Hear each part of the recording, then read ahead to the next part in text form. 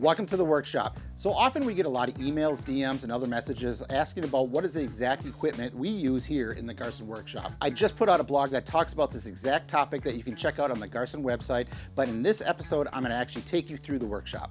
Now, this isn't gonna be like some big how-to episode. I'm not gonna get into grip specifics and how to actually re-grip a specific Garsen grip or certain tricks of the trade or anything like that, but I will be talking about exactly what you need to get set up to re-grip at your own house, or if you're thinking about, setting up a shop at your place, or even if you're just wanting to help out your, weekly foursome, this is the kind of equipment that you'll need to kind of get that started. So to be upfront, a lot of the equipment I'm going to show you here is used for high capacity, high volume output. Now that can cover a range of different things. That could be actually shooting content for the workshop that you see. That could be people coming into the shop to actually get fitted for Garsen grips. We also have a full fitting bay here in the shop. So people are not only getting fitting for putters, they're getting fitted for clubs. So it could be a range of different things. But nonetheless, it'll give you a really good idea of what we use here in the workshop, all the way from amateurs to tour level players, and even on the tour trucks. So let's dive in. Now, ideally, I wish we always had more room, and what you see here has been kind of, be revamped throughout the years. But here's the basic kind of setup that we have. First off, you got to have a good bench, right? Got to have a good bench and basically things in arm reach here. And that's what I do. We have a small bench, but I like that. Like I said, we have a full fitting studio over here. We have a lot of clubs and gears and shaft pulls and different putters over there.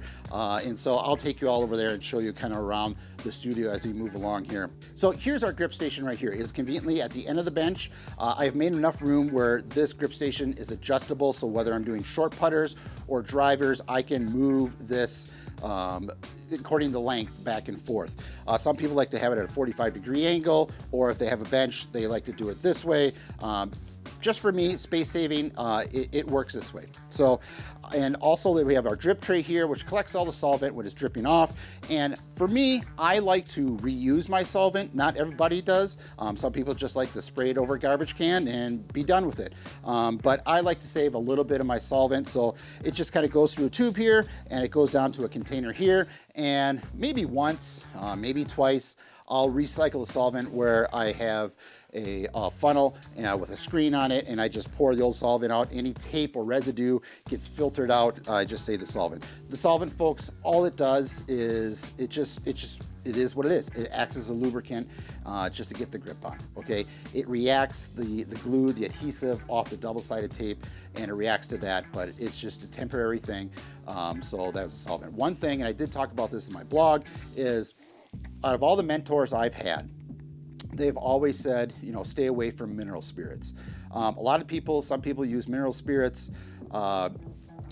You can. The way double-sided tape is nowadays, the way it's made, it's just not designed to react to mineral spirits as well. Grip solvent nowadays is made with a special blend. They make it non-toxic. They make it that it doesn't smell anymore. It's non-flammable, all that kind of good stuff. Stick with regular grip solvent. And we use here in the workshop Brampton grip solvent, all the Brampton products, and you can find that on the workshop website, on the Garsen website, so you can check that out. It's a great, fabulous product. And just stick with some really good, high quality grip solvent when you're putting these putter grips on, and that'll save you a lot of headache. Another thing is, especially with our extended grips, make sure you use a lot of grip solvent, okay? Use a lot of grip solvent. On the tour trucks, we talk to a tour professional on the green, we go back to a tour truck, we might slip a different grip on, and within, a half hour, 45 minutes, we have that putter back in their hands or put in their locker, and they're back and they're using it, they're trying it out on a practice round or whatever. But usually, for instance, if someone's coming in for a fitting for me, I usually have a day. If you have an overnight, let that thing sit for a little bit, but use extra solvent if you have that time, especially with our extended grips.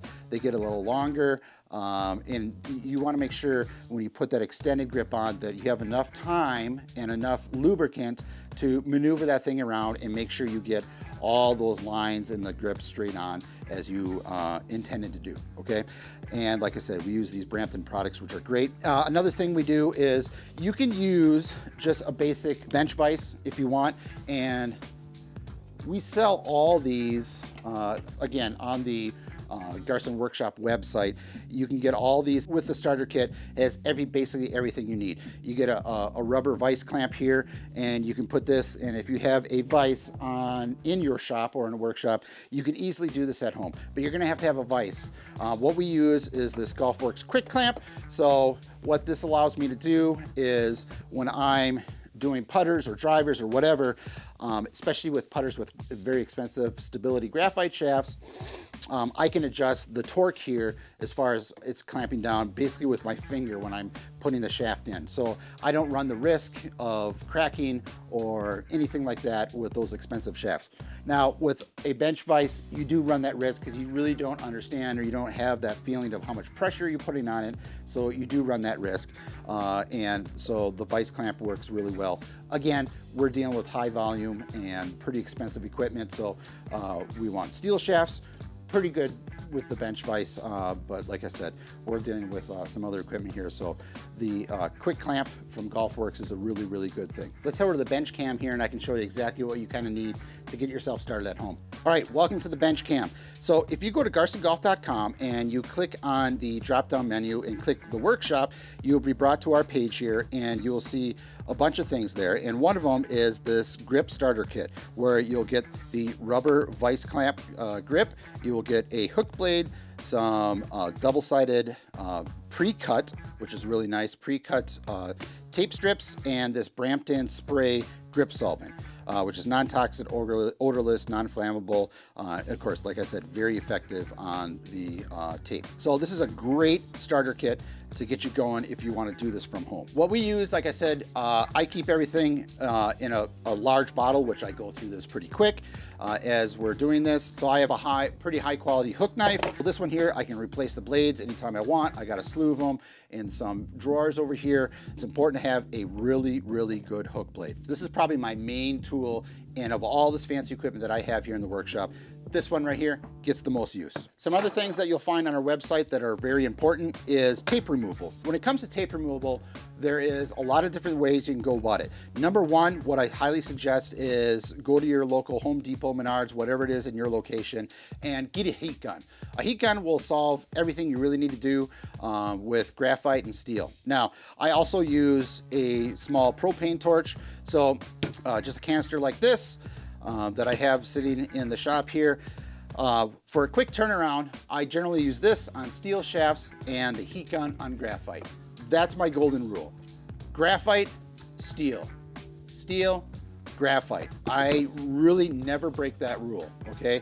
The reason why is the graphite shafts, there is just so much, they have so many components in the graphite that you have to be just really, really careful. Even when I'm pulling shafts or putting new putter heads on or anything with that, whenever I'm working with graphite, I always like to heat it slow so I can control the temperature a lot easier with the heat gun than I can with the blowtorch. Steel is very resilient material, so it spreads heat very fast.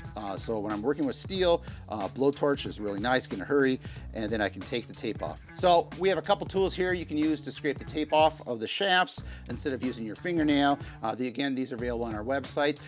This one is for steel shafts. It's got a steel tip on it, and this one is for graphite shafts. It's got a plastic kind of resin tip on here to be safe to use on graphite shafts.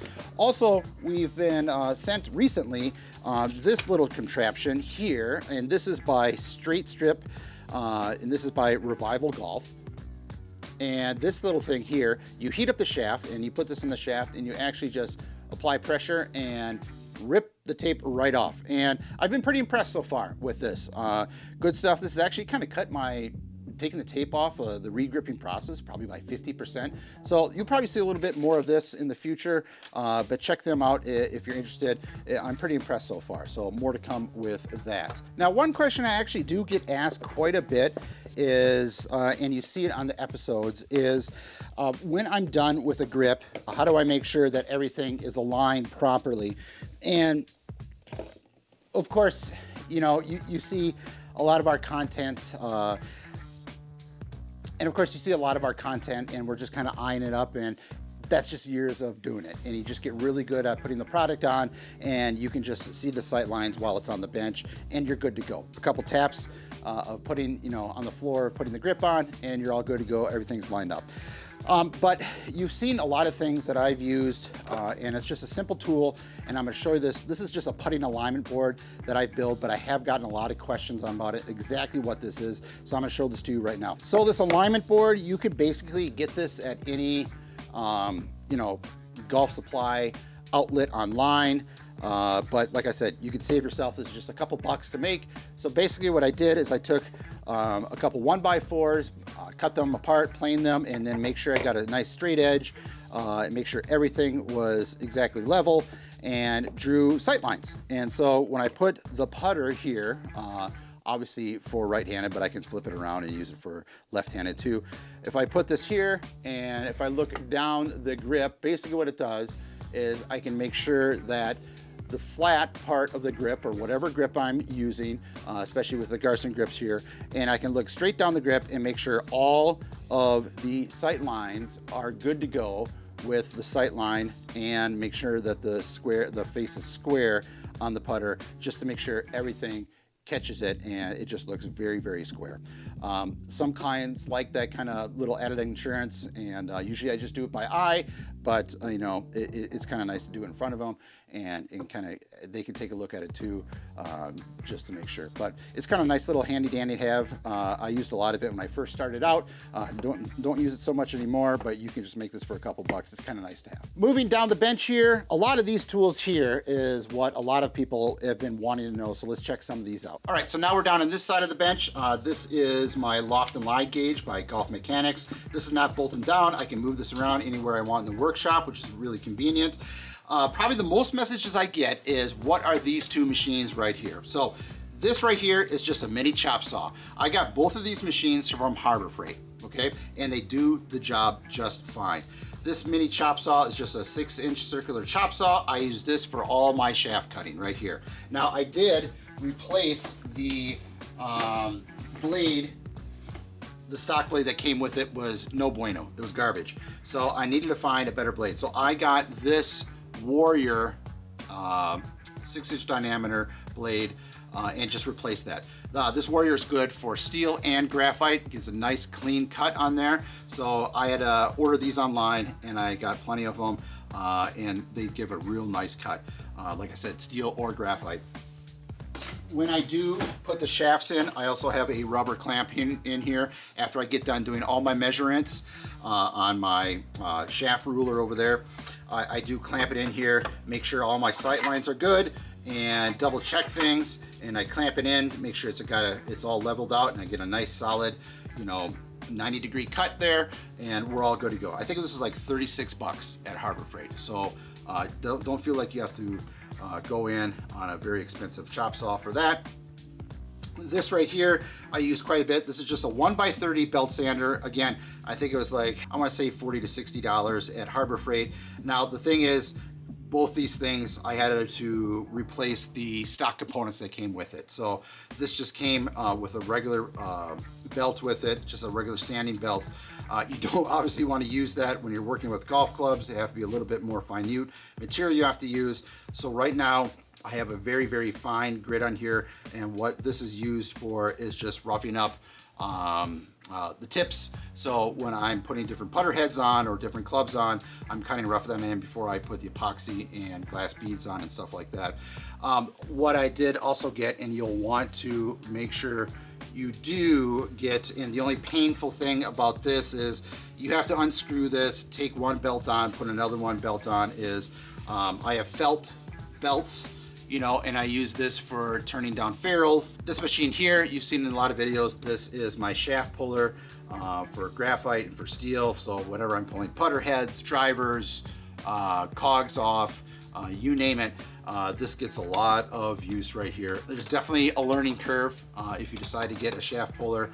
Make sure you get a bunch of old clubs, spend some time figuring it out, but this is definitely, if you're getting to the custom build business, something that you'll want to have. So that is a very basic rundown of some of the tools and equipment I use every day here in the workshop. I want to give you a quick tour around the rest of the space. So this part of the workshop you don't necessarily see in every episode, but I am standing in our fitting bay. Behind me here, you see a lot of putters. Some of these were featured in previous episodes. Some of these are going to the tour bag on tour trucks. We have our wall of Garsen grips over here. Again, thanks for taking this little tour of the workshop. I hope some of the information was insightful for you. Remember, this is our open communication to you, so let's keep that going. Whether it's gear stuff here in the workshop, whether it's grip recommendations, I really love helping people out with that, so feel free to email me at workshop@garsengolf.com. We got a lot of great workshop stuff coming your way this summer. We're gonna be live on tour, some other special assignment content things that we'll share with you. So I'm looking forward to sharing all that with you. Keep your messages coming, and I look forward to talking to you all soon.